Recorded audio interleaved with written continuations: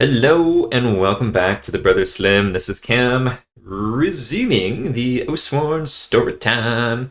So we'll jump into chapter 6. There we go. Actually, I can't remember what this one was. Okay, let's do this thing. You feel the maggots writhing inside your chest, wanting to break out, then wake with a start, realizing the bloatfly is dead. The smell of the warm bread fills the broken oak as you join the others in the tap room for breakfast. As Grey Cane strides over, he tosses a scroll on the table. Best try to polish out some of the bloodstains for your armor. Looks like you have an audience with the king. You begin to walk to the palace, and on your way across the great bridge spanning the gutters, you encounter a sizable crowd gathered before a band of soothsayers, extolling their tales of woe. Behind the group of sackcloth-wearing prophets, you see a familiar face, Samel, who once numbered among you before he died on the wire to Bastogne. He is grinning at you with the same smile he had in life. Then you notice one of the doomsayers is also gazing at Samel in abject terror. Urine runs freely down the man's leg. You start towards Samel, but you are stopped by a priest rushing to meet you. Samel disappears as the priest petitions you. Oathsworn, thank the One! Please, you must come with me. The fate of the city is at stake. You know keeping a king waiting is not done lightly or without danger, but the look in the man's eyes tells you ignoring him may be a fate far worse. You oblige the priest's request and follow him to an area of the city called the Cobbles. Upon arriving, you find a squad of guards desperately trying to defend a barricade erected to keep the people of the Cobbles from leaving. As you watch the chaotic scene unfolds, the priest informs you that a plague has begun to ravage the streets here. Worse still, one of the priests, Marius, was infected and has escaped the quarantine. He was seen with black lesions on his hands as he ordered the guards to let him pass, he tells you. The fools let him through, and he is now at large in the city. You must find him before it spreads. Interesting. So I think when we played this one, we actually did meet and go talk to the king. And the art for the king looks just like Joffrey, which we were instantly like, oh, this guy's going to be the biggest jerk, because of course. And he was kind of a sweetheart, so yeah, we'll see how much we get him in this short chapter or short summary version. Okay, where did we get to? With aid of the guards, you successfully drive the mob back and restore order. Confident the guards have the situation under control, you embark on the hunt for the infected priest. You visit the apothecary first, hoping Brother Marius may have sought a cure here. A cure there. You learn the priest had been there, but he did not purchase anything. Thankfully, no one came into physical contact with him, and he was last seen heading south toward the archives. Your journey to the city archives requires you to traverse the Great Bridge once again. As you cross, you encounter a woman speaking to a pair of city guards. Listening to her story, you realize she was knocked to the ground by Brother Marius, which means she may be infected as well.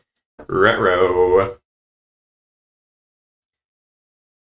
You arrive at the archives, where you enter the library to search for clues as to what Brother Marius was looking for. Assisted by the archivists, you learn that Brother Marius removed an old map of the city tunnels that lie beneath the cathedral. Oh dear, an archivist laments. Those tunnels lead directly to the palace. Uh-oh. Wasting no time, you rush to the cathedral and order the clergyman to direct you toward the tunnels. After some time searching through the damp darkness beneath the city, you locate the priest and find him slumped against a wall. His skin is covered in black blisters that ooze pus. Oh, nasty. He turns weakly at your approach, holding out a noxious-looking censer in his hand. I thought I had more time. This is the source of the plague. Chief Apothecary Corbus must be informed. Painful cramps halt his speech and bring him to his knees. Suddenly, a long, root-like tendril emerges from his mouth like an infected Deepwood vine. Before your eyes, Brother Marius transforms into an abhorrent abomination, and the insidious thing lunges at you with razor-sharp limbs. Ugh. After securing the plague-ridden censer, you bring Chief Apothecary Corbus with you to explain the situation to the king. Despite his young age, Fabian is a regal monarch and listens intently to your report. As you finish your debrief, a watcher, one of which is always at the king's side, leans forward and whispers into his ear. The king pauses for a moment in thought, then decrees that you must travel to Sestercia immediately. A raven will be sent ahead of you to instruct the holy city to prepare its mendicants at once. You will escort the mendicants back to Varum to ensure their safe passage. As you prepare, Greycane finds some hired swords, Brevik and Yanni, who may be of use. Within hours of the king's decree, you are once again on the Wire Road, trudging through the Deepwood. Not far from Vroom's gates, you notice the air becomes filled with a pregnant silence. The only thing worse than hearing noise in the Deepwood is hearing nothing at all. As though they had been waiting for your arrival, 3 horrors fly at you from between the trees, whip-like arms striking out to impale you. Creepy! Okay, I do remember this now.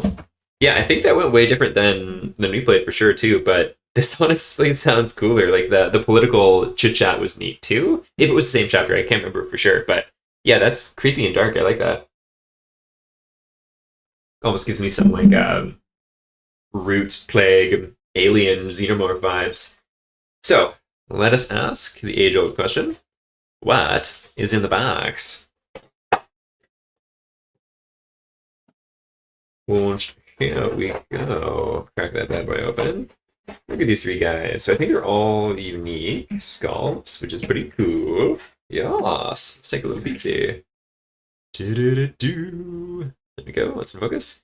So these ones I did a really quick slap together paint job, and what I was trying to do, and I think it worked okay considering how quick it came together, was kind of like mimic, I don't know if it's molting or like a mating season thing or an age thing, but iguanas on the Galapagos get this kind of like, oh, let's get that back in focus there, bright coloration on their dark scaly skin. And that's kind of what I was going with. Oh, you know what? Not necessarily Galapagos. Actual normal iguanas, when it's mating season, they get these bright colors. That's what it was. Come on, get in focus. But yeah, creepy, grouply critters for sure. Cool. Very, very cool. And let's see. Take a little peek-see at the special items here too, the unique ones. We have Bloodstone. When you cause an adjacent enemy to lose health, 3 more health in a single attack, gain a health. That's pretty cool. Horror Tooth Necklace. When you attack with your 0 card, the attack targets all adjacent creatures, friend or foe. Ooh, this one looks fun. Don't remember if we got this one or not, but it looks sweet. Attack all adjacent characters too, so you just whip your arms back and forth. Cool. Very, very cool. Yeah. Alright, and before we forget, let's read the little epilogue here too. The little piece of art I forgot to showcase there too. I think this one we've seen before as well. I don't know if it's a repeat or not. The mangled corpses twitch as nerves fire in their death throes. You've never seen creatures such as these before. It is as if their flesh is composed of a hideous mixture of disparate skin. Gross. As you resume the journey to Cistercia, something in your gut tells you someone may not want you to succeed. Da da da da da da. So yeah, they've been manufactured gribbly critters. Creepy. Very, very creepy.